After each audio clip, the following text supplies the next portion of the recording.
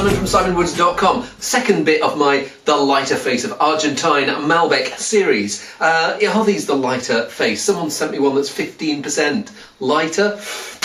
So, because that's a 2009 vintage, I thought I'd do all the vintages together. I've got 3 from 2008, 2 from 2009, and I'd normally do 9 and then 8. But since that, it would have meant going from the 15% alcohol on the 2009 to the 13.5% on the 2008.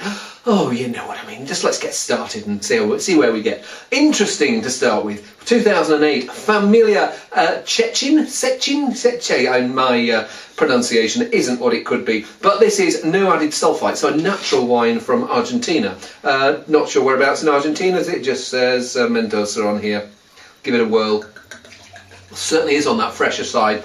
It's as with a lot of natural wines, I get this ever so slight clay-like character. But there's this soft strawberry warmth about it. It feels like it's going to be light, it feels like it's going to be dainty. Some Malbecs want to whack you around the head. This one almost wants to be Beaujolais. And is it any the worse for that? I don't. It smells pretty good. Utterly charming wine.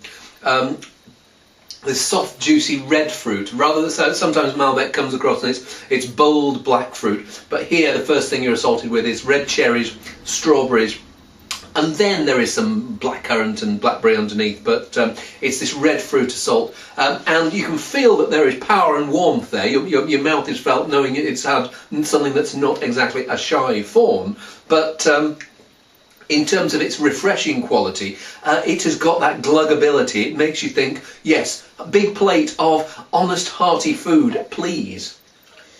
I like that very much. Next one, Mendel. It's made by a guy called Roberto de la Motta, is it? Yeah, Roberto de la Motta. And this is 2008, one of my favourite estates usually. Let's see how they fare today. Well, fascinating contrast with the one before. The one before was just soft and friendly. This one has got a bit more of it's still got maybe a few too many buttons done up after the slightly hairy-chested nature of the first one. But what it does have is it's got this sprightliness and bounce to its fruit. It's more on that dark fruit side. So the very dark plums, blackcurrants, blackberries. Maybe a bit of those loganberries, and so those slightly weird dark berries like whortleberries and wimberries. And then the more I smell it, the more this smokiness comes out. I think there's a bit of this smokiness. I think it's been in French oak for about a year. But there's some character of that's from the barrel. But I think there's also something of the soil coming through. This like earthy, fragrant character. And the more I stir it, the more there's the life beyond the fruit. It feels like a wine that it's a bit of a pup at the moment. Whereas the first one, it's just come and get me now. This one feels like it's got power and it's got legs and it's going to be going when the other one has just thought, oh well, I'm a party animal, I'll just give up now. What's really good about it is it's not been over polished. I see some people in an attempt to pander to a certain area of the press. They over polish their wines. They're a bit afraid of leaving some ever so slightly angular edges in there, but they've not been afraid of that here. The oak is needs to soften. The fruit flavours maybe need a little bit of time for there to lose a little bit of angularity. But you have Bordeaux that's just been bottled, and it's got that same character. It's got you can see the potential there, but they've not made it too smooth to start with. They've made it so, yes, it's slightly difficult, but it's going to have the potential. And the more I come back, the more I taste it, the better and better it's getting. One of those maybe open today, drink tomorrow type of wines. As for it being on the lighter side, well, it's refreshing. I want to drink quite a bit of it. I don't want to it's not like I'm sort of drinking bachelor's Malbec and cuppa Malbec, if you want to call it that. Next one, Catena. And next to a Catena, although only this one says Catena on the label, this is Catena Malbec 2008. Well, with this one, they have polished it a little bit more. They have.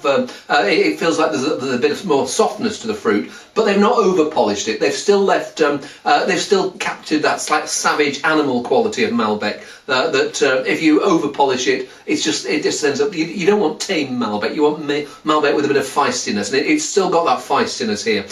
Again, slightly bold, jumping fruit. One of those dogs that sort of comes and puts its paws on you, but doesn't bite you in the wherever. And for me, it's not as classy as the Mendel, but it's a pretty satisfying drink.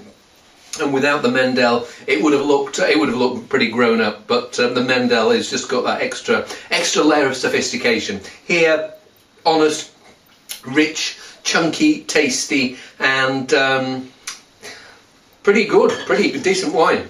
Let's see how the next Catena is. Now we're moving on to 2009s now. This is Catena's bottling for under the Tesco Finest label. So, hey, give it a whirl. Well, it doesn't smell like it's going to be as concentrated, but it's a slightly less ambitious price point. So, but what it does have, it's got that bit of wildness about it. It's got the fragrance, it's got the fruit, it's got the bounce and the pounce.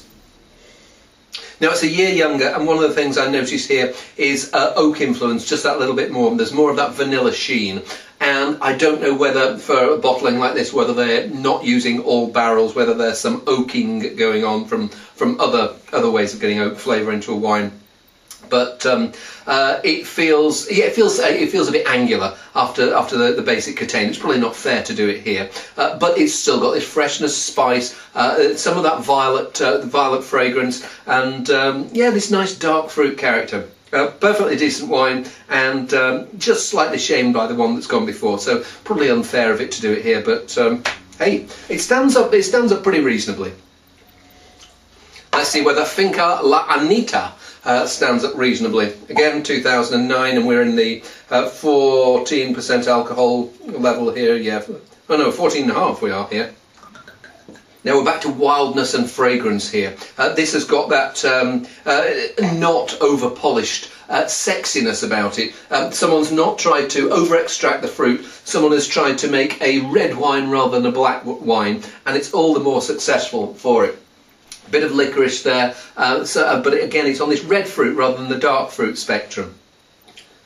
Something about that reminds me of old Sangiovese. There's this red fruit and cola characters. And yes, there's if I were hypercritical, I'd say there's a bit of that Brettanomyces adding a slightly medicinal touch here, but I don't find it taking over the wine. A little bit of it I can cope with here.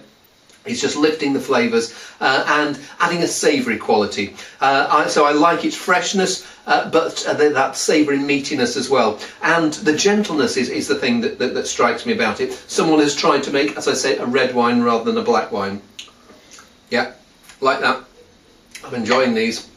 And I think I said it in the when I was doing the 2010s, I think I'm enjoying it more than if I were doing some of the more expensive cuvées, which frankly, judging by the current crop, or certainly the ones I tasted, they have a big Argentinian tasting in September, and I tasted quite a lot of the top end wines, and I was very, very underwhelmed. There was a lot of, I'm trying too hard, I've been to the gym too much, and they're bulked up, but they're still, the raw material wasn't being treated in the way it should be. Somebody you know when you see somebody who's very pretty and they just put too much makeup on, they're overdressed. They were wines that were overdressed. They'd lost some of that rustic wildness, which is what I love about Argentine Malbec. There's a place, there's a great variety, and if you try and try and make it too grown up, you lose the charm. You get a big impressive wine, but not one that impresses me. Anyway, so next one I've got, Alberto Antonini is the winemaker here for Altos Las Hormigas, Malbec Terroir 2009, from the Val de Uco.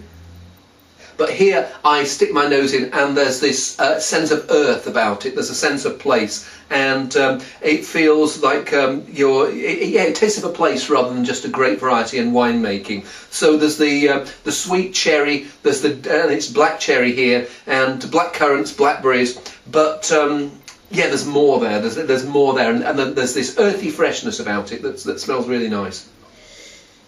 Charming wine, lovely. I mean, what's great about it is that it's got the freshness, it's got the life, it's got the bounce and the vibrancy, and so there's the fruit flavours there, and it's these nice. It's on the black cherry. There's a bit of the black currants in there. The Loganberries also. But then there's also there's the life beyond fruit, and the flavour that you're left with in your mouth. There's this fresh earthiness. I keep talking about fresh earthiness. Go out and get a proper compost heap and smell some worms and stuff like that. You need to. For me, in great wines, fruit is. If you just want fruit in a wine, just buy fruit juice and put some vodka in. But here, there is much more than just the fruit. So there's this freshness. There's a bit of vanilla in there. Yes, this earthiness and the violets, and what I'm left with in my mouth is makes me want to have more. It doesn't feel like it's too concentrated. It doesn't feel like it's trying too hard. It's just confident in its just in its loveliness. It's a lovely wine. It says on the back, keep up to 5 years. I don't know whether it's going to get better in that time. I think it will change, but for me at the moment, it's got it's relaxed into its bottle. There's no hard tannins to resolve. There's this. It just feels like it's gone to a party. It's done its bit, and now it's relaxed in a corner. And there'll be a lot of people wanting to go and talk to that. Let's see whether a lot of people want to talk to the final wine, the Vinalba Reserva Malbec 2009. This is the one that weighs in at 15%. Now this is slightly of that school that is going for power rather than elegance. Quite a contrast between these two wines. I mean, the only 0.5% difference in alcohol, but here it feels like they've ripened the fruit more, they've polished it more, they've not it feels like they've made it for a particular style of wine drinker. The one before was probably more on the people who like the savouriness in a wine and want wines to drink with food. This one feels like they've gone for the let's impress someone, and as a result, it smells like it's going to be a wine that's going to taste pretty decent, but I'm not sure how much of it I could drink. But let's try it first. It's big, it's soft, it's rich, it's warming. It's got this plush, plummy fruit, lots of berries, but the flavour I'm left with is sweet. And that's what concerns me about it. If I want a wine to taste, it's great. But a wine that I actually want to come back to. After that, I sort of think I want to have almost like a glass of Pinot Grigio, something that's anodyne to take the taste out of my mouth before I come back to it. Because otherwise, I feel I will get sweet build-up. It's certainly not for me on the lighter side. I'm not quite sure how this ended up in this selection, but it's impressive, but it doesn't impress me. It's showing off a bit too much. It's a bit of a boy racer of a wine, and in terms of success for my brief of lighter style, the Mendel and the Altos Las Hormigas, followed closely by the Finca La Anita, do it pretty well. The first one does it very, very well, but I know it's a weird. I mean, the three favourites here: the Chechen, the Mendel, and Altos Las Hormigas. Three quite different wines, all on that lighter, fresher side, but all quite different. So Argentina, rather than try and swamp us with impressive, what I call cleavage wines, can we have more in these three very, very different but lighter styles? Then I will sing your praises. See you soon.